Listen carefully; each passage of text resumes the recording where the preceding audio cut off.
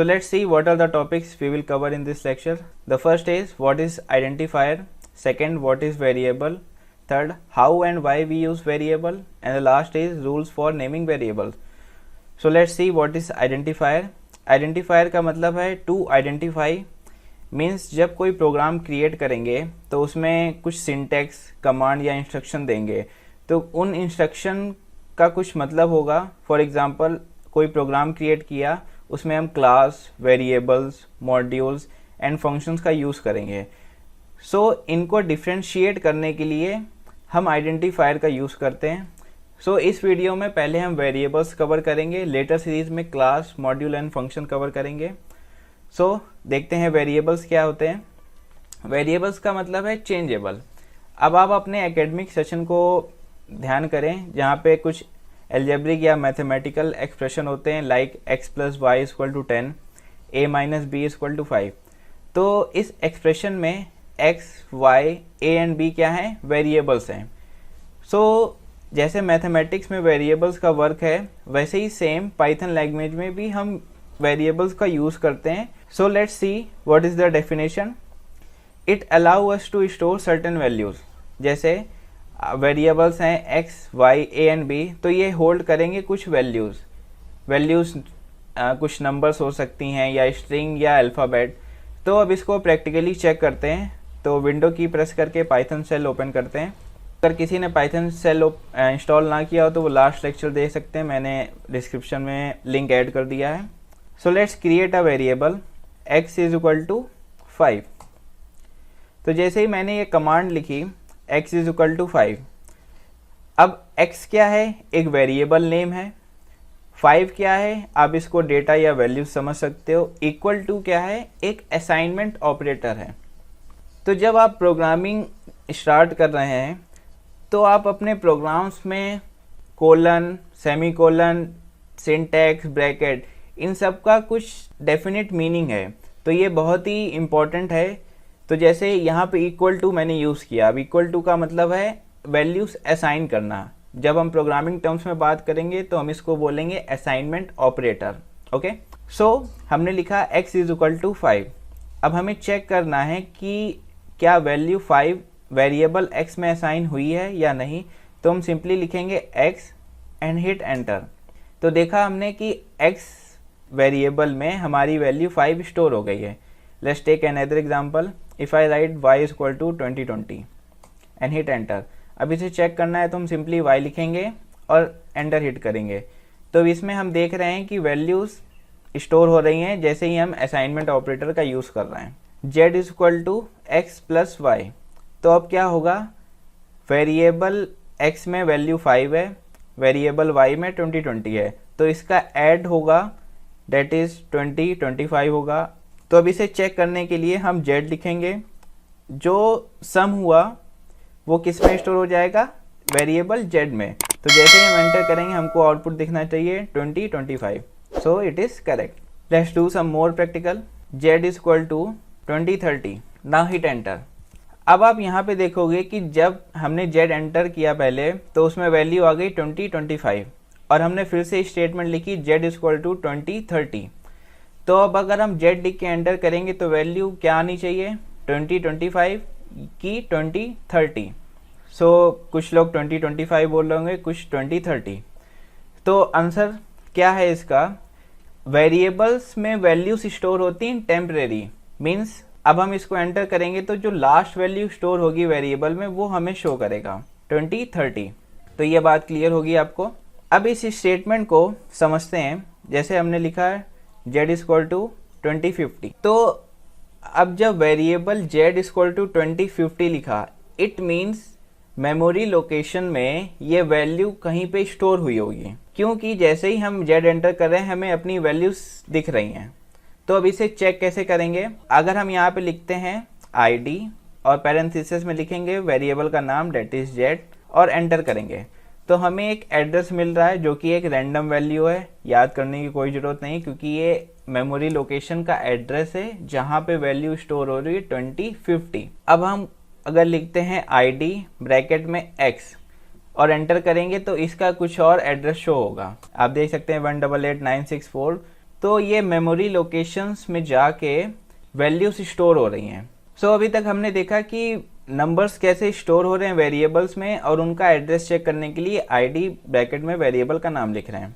अब देखते हैं अल्फ़ाबेट और स्ट्रिंग कैसे स्टोर कर सकते हैं। तो एग्जांपल लिखते हैं x is to networkers error. अगर हम एंटर करेंगे तो ये शो करेगा नेम एरर। तो ये जो एरर्स आ रही हैं ये धीरे धीरे करके समझेंगे, क्योंकि बहुत टाइप्स की एरर अभी आपको मिलेंगी, और जितनी एरर्स आपको पता चलेंगी आप उतना ही एक्सपर्ट होते जाओगे। तो अब देखते हैं इसका सही वे क्या है। तो अगर हमें स्ट्रिंग या अल्फ़ाबेट या कोई वर्ड अगर हमें वेरिएबल में स्टोर करना है तो उसके लिए हम यूज़ करेंगे सिंगल कोट या double quotes. So let's see x is equal to in single quote networkers. So आप देख रहे हैं जैसे ही हमने सिंगल कोट्स में नेटवर्कर्स लिखा तो इसका कलर चेंज हो गया। इट मीन्स ये अभी सही है। सो एंटर करते हैं। चेक करने के लिए फिर से x लिखेंगे और एंटर करेंगे तो हम देख रहे हैं कि हमें आउटपुट मिल रहा है नेटवर्कर्स, वो भी सिंगल कोट्स में। अब इसे चेक कर लेते हैं डबल कोट्स में, दूसरा वेरिएबल लेके y is equal to in double quote networkers. Enter करते हैं y, फिर एंटर। तो हम देख रहे हैं कि डबल कोट्स में भी और सिंगल कोट दोनों ही वे हैं स्ट्रिंग को स्टोर करने के लिए। Let's take another example, z is equal to in double quotes era. z लिखेंगे तो हमें एरा दिख जाएगा। अब कुछ इंटरेस्टिंग करते हैं। y is equal to z लिखा मैंने। अब इस स्टेटमेंट को समझते हैं। आपको पता है ये है y लिखा है लेफ्ट हैंड साइड में, z लिखा है राइट हैंड साइड में, और इक्वल टू का मतलब है असाइनमेंट ऑपरेटर। तो जो z में वैल्यू स्टोर है एरा, वो किस में असाइन हो जाएगी, y में। तो जब हम y लिख के एंटर करेंगे तो हमें नेटवर्कर्स नहीं मिलेगा, हमको एरा मिलेगा। ये आपको बात समझ में आ गई होगी क्योंकि यहाँ पे असाइनमेंट ऑपरेटर का यूज करा गया है। सो वेरिएबल का इंट्रोडक्शन आपने देख लिया, कैसे यूज करते हैं, वैल्यूज कैसे असाइन हो रही हैं। अब देखते हैं वेरिएबल्स को नेम करने के लिए क्या रूल्स हैं। ओके, ये नहीं कि कोई भी रैंडम वेरिएबल नेम आपने लिखा और वैल्यू असाइन करना स्टार्ट कर दिया, ऐसा नहीं है। कुछ रूल्स हैं। तो वेरिएबल नेम का पहला रूल है that it can contain only letters, number and underscore, and एक कंडीशन अप्लाइड है इसमें कि वेरिएबल्स का नाम हमेशा लेटर या अंडरस्कोर से ही स्टार्ट होगा।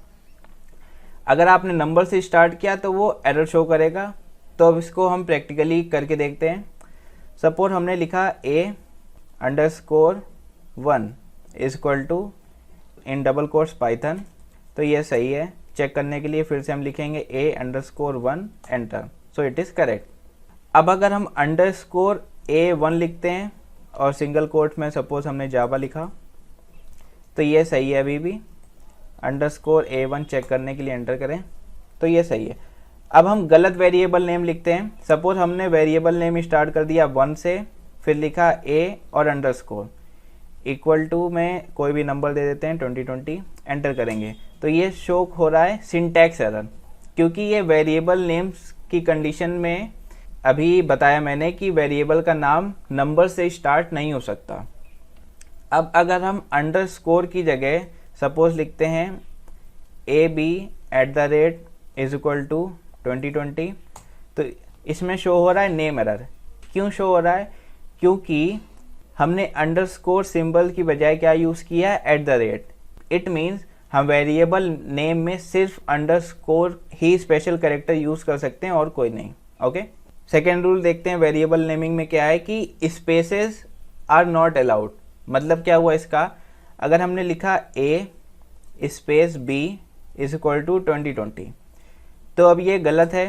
क्यों, क्योंकि हमने a स्पेस b, तो अब इंटरप्रेटर कंफ्यूज हो गया है कि 2020 डेटा या वैल्यू किस में स्टोर करी गई है, बी में कि ए में। तो इस वजह से ये शो हो रहा है सिंटैक्स एरर। तो अब इसको सही कैसे कर सकते हैं, हम इसमें अंडरस्कोर का यूज़ कर सकते हैं, जैसे लास्ट रूल में देखा था a_b इज इक्वल टू 2020। तो अब ये सही है। चेक करने के लिए फिर से लिखें a_b एंटर। थर्ड रूल क्या है देखते हैं। सपोज हमने लिखा abc is equal to in single quote Python.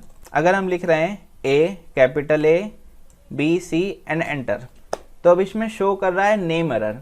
क्यों, क्योंकि हमने लिखा है स्मॉल लेटर्स में ABC जिसमें हमने स्टोर किया पाइथन स्ट्रिंग, और हम चेक करने के लिए क्या यूज़ कर रहे हैं, capital A B and C।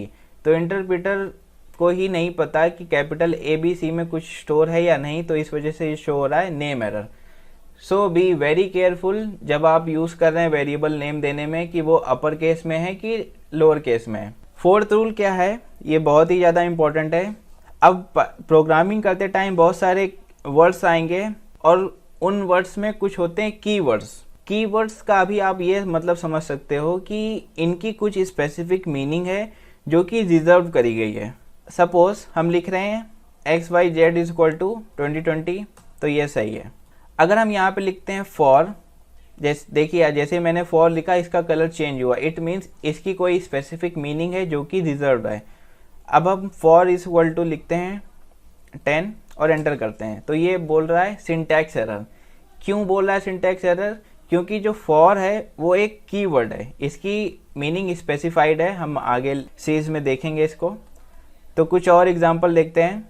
While is equal to 2020, तो जैसे ही हमने वाइल लिखा इसमें भी कलर चेंज हुआ, it means it is a keyword. So enter करके चेक करते हैं, it is showing a syntax error. एक और एग्जांपल देखते हैं। Else is equal to in single quote Java, so when I will hit enter it will show the syntax error because else भी एक keywords है और चेक करना है कितने कीवर्ड्स होते हैं। टू बी एग्जैक्ट 33 कीवर्ड्स हैं, तो इसके लिए हम लिखेंगे हेल्प पैरेंथेसिस एंड एंटर। अब ये हेल्प ऑप्शन है, यहाँ पे आप कुछ भी चेक करना हो, जैसे यहाँ पे कुछ लिखे हैं मॉड्यूल्स, कीवर्ड, सिंबल या टॉपिक, आप टाइप करोगे तो वो आपको बताएगा। So it is showing all the keywords over here. अब एक एक करके ये कीवर्ड समझेंगे कमिंग सीरीज में। कुछ और प्रैक्टिकल्स करते हैं। A is equal to 1, B is equal to 2, C is equal to 3। अब ये वेरिएबल्स लिए मैंने ABC जिसमें वैल्यू असाइन कर दी 1 2 3। अब ये 3 लाइंस में ये वर्क करा मैंने। अब इसको सिंगल लाइन में भी कर सकते हैं, देखते हैं। उसके लिए हम लिखेंगे D, E, F is equal to 4, 5, 6, then enter. अगर हम E लिखेंगे तो वैल्यू आएगी 5, F लिखेंगे तो वैल्यू आएगी 6। तो हमने क्या किया, मल्टीपल लाइन असाइनमेंट था उसे हमें सिंगल लाइन में असाइन करा। So this was all about lecture 3। अब देखते हैं नेक्स्ट लेक्चर में कौन से टॉपिक कवर करेंगे।